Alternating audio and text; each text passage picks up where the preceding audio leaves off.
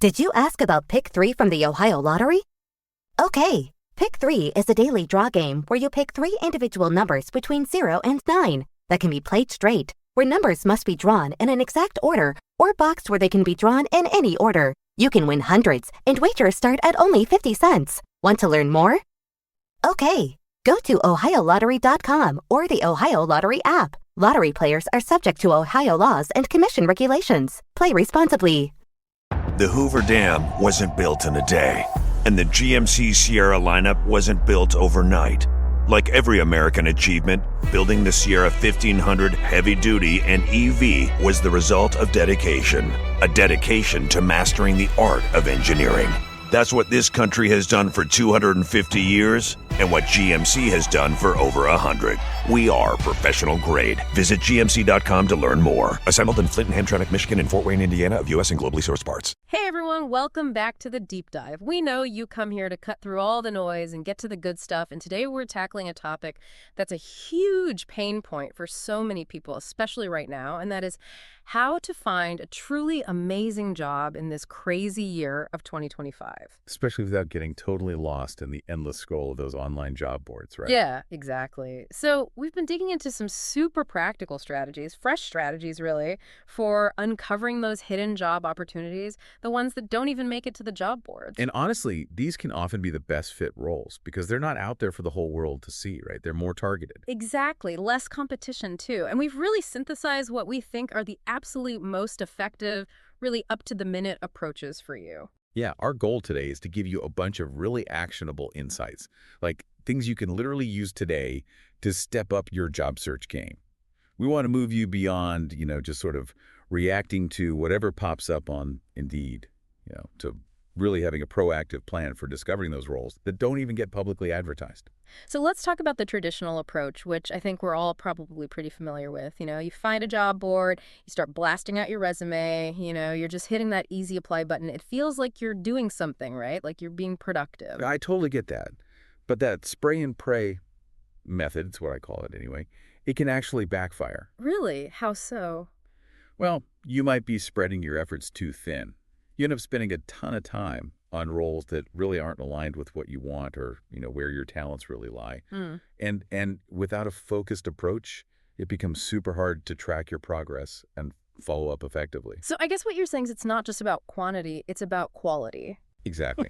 It's like, imagine trying to find a specific book in a massive library by just randomly pulling titles off the shelves. Yeah. You're going to waste so much time right there. Hey, that's a great analogy. So if randomly applying isn't the way to go, then what's a more strategic alternative? What should we be doing instead? So instead of casting a wide net, what I'm seeing works so much better is starting with a targeted list of, say, 10 to 20 companies. Or even more if your industry is really big. Think of these as your dream companies, the ones that you really vibe with, where their mission and culture feel aligned with what you're looking for. Okay, yeah, I see where you're going with this. Focusing on the companies where you could really see yourself thriving. Exactly. Consider their industry, their size, their values. But how do we even begin to identify these dream companies? Yeah, they're not exactly, putting out billboards saying, hey, we've got amazing unlisted opportunities over here. Well, not billboards, but they are leaving clues. You can absolutely use those job boards, LinkedIn, Indeed, Glassdoor to your advantage, but use them strategically. Like monitor their recent job postings, even if those specific roles aren't a perfect match for you at this exact moment. But it gives you insight into what they're up to. So it kind of read between the lines. Exactly. Also, look for company news, press releases, pay attention to those employee reviews. All of that gives you some valuable intel on what's actually happening within the organization. And it helps you refine that target list. And I guess it shows that you're doing your homework too, right? Exactly. It demonstrates genuine interest, which is huge. Okay, so let's say we've done our research. We've got our list of target companies. What's next? Do we just send them like a generic, hey, I want a job message? No. You got to be way more strategic than that. The next critical move is to pinpoint the actual people within those companies who are making hiring decisions, the ones who are most relevant to the roles you're interested in. So like hiring managers in specific departments, HR folks, recruiters, maybe even leaders whose work you really admire. Precisely. LinkedIn, again, is your best friend for this type of targeted research. I spend way too much time on LinkedIn, so that's good news. It's all about using it effectively. Yeah. And this brings us to one of the biggest hurdles for people, I think, which is, okay, we've got our target companies, we've got some names. Now, how do we actually reach out to these people in a way that gets their attention? Yeah, that's the part that can feel really daunting. Right. And this is where personalized outreach becomes super key. Please, please, please ditch those generic AI-sounding messages. It's so obvious when someone hasn't taken the time to actually look into what you're doing. I can only imagine how many of those people get. Oh, tons, tons. So even if you use AI to help you brainstorm, you really have to make it your own. We want short, tailored messages that make it clear you've actually done your research. Can you give us an example, like a template we can start with? Absolutely. Try something like this. Hey, so-and-so, I came across your profile while I was researching company name, and I was really impressed by detail about company or their work. Be specific. Then you could say something like, with my background and your relevant experience, I'd love to connect and learn more about your team's work in this specific field. Keep it focused. And then you can end with a clear, low-pressure call to action. Something like, would you be open to a quick chat? I'd really appreciate any insights you can share. I like that it's friendly, it's not demanding, and it shows you've actually, taken the time to see what they're all about. And gives them an easy way to say yes, right? A quick chat, not a big commitment. Now, what are some of the common pitfalls people fall into when they're crafting these messages? Yeah, I think people get really nervous and maybe overthink it sometimes. I see this all the time. A big one is they make it all about themselves, all about their job search.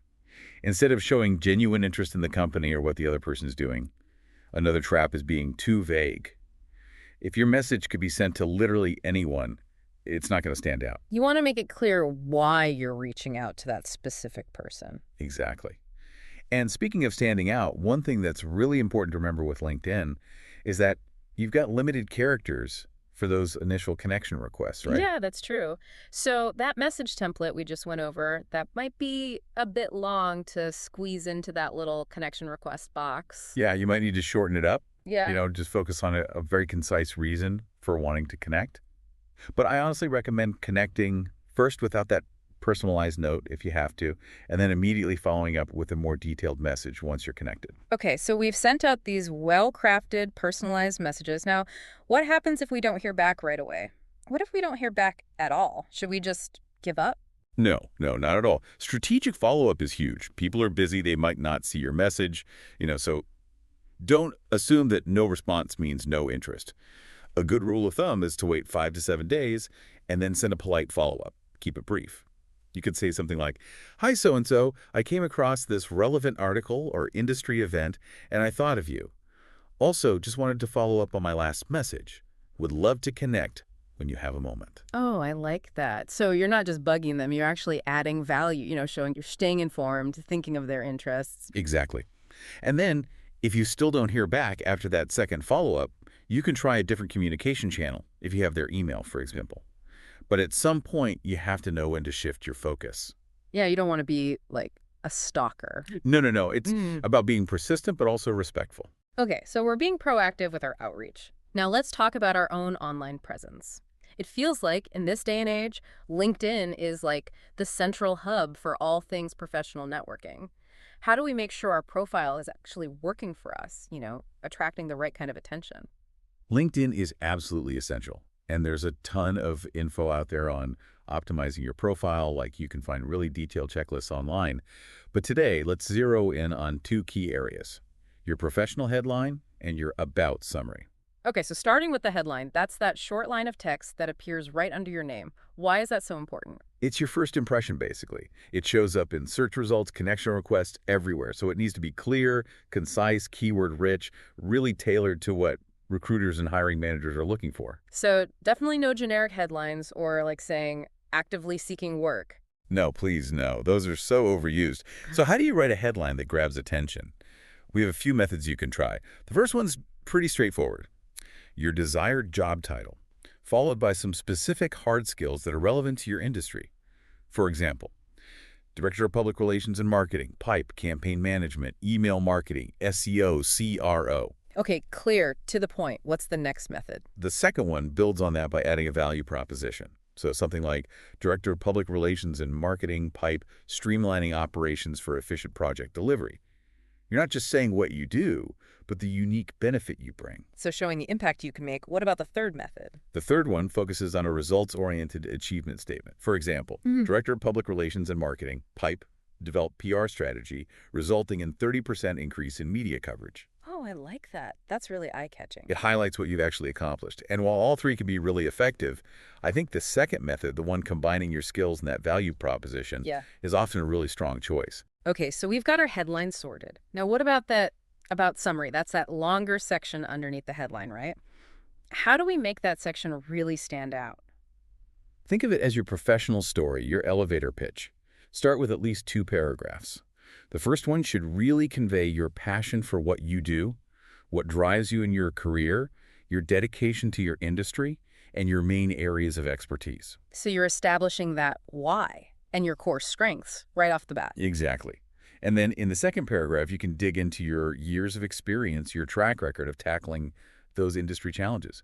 And honestly, this is a great place to sprinkle in something a little bit more personal to make yourself memorable. That makes sense. People want to connect with a human, not just a resume, right? Exactly.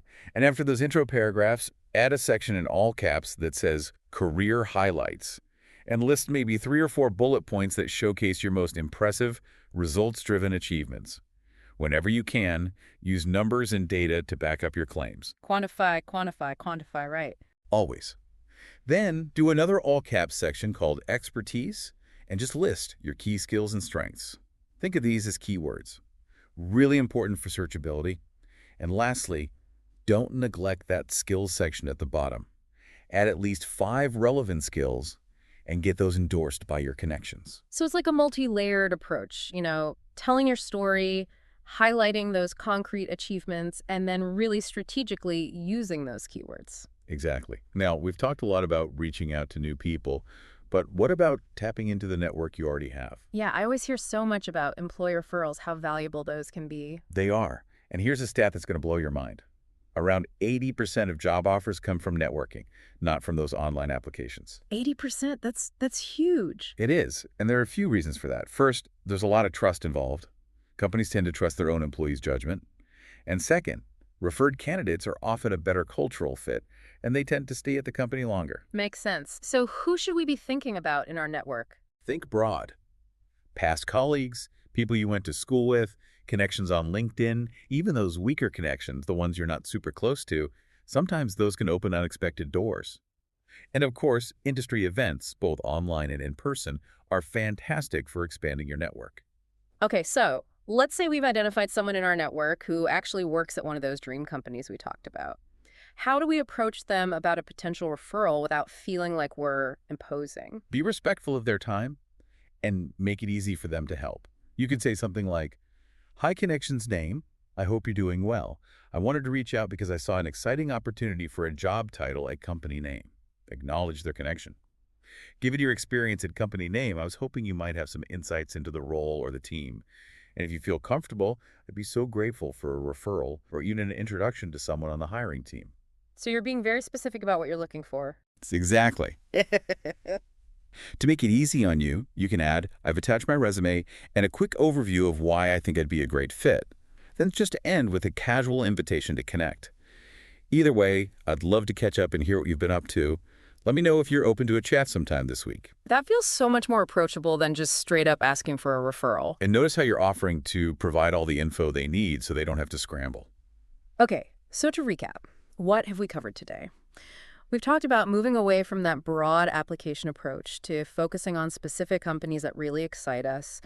We've talked about strategic networking, crafting those personalized messages, and doing those thoughtful follow-ups. We talked about optimizing your LinkedIn profile, focusing on that all-important headline and that about summary. And of course, we talked about the power of those employee referrals. So, to everyone listening, are you feeling empowered to take action? Good, because your next step should be to choose at least one of these strategies and actually put it into practice today. Yeah, don't just let this information sit there. Maybe it's identifying those 3 target companies. Maybe it's rewriting your LinkedIn headline using one of those methods we talked about. Or maybe it's reaching out to a former colleague just for an informational chat. Even just a small step can lead to big results. And that brings us to our final thought for you to ponder. Consider all those amazing hidden job opportunities out there that could be absolutely perfect for you, for your skills, for your aspirations. What is one tiny concrete action that you can take right now, today, to start uncovering those gems? And maybe revisit the resources you've been using with these fresh perspectives in mind. You might be surprised by what you discover. Happy hunting, everyone. Until next time.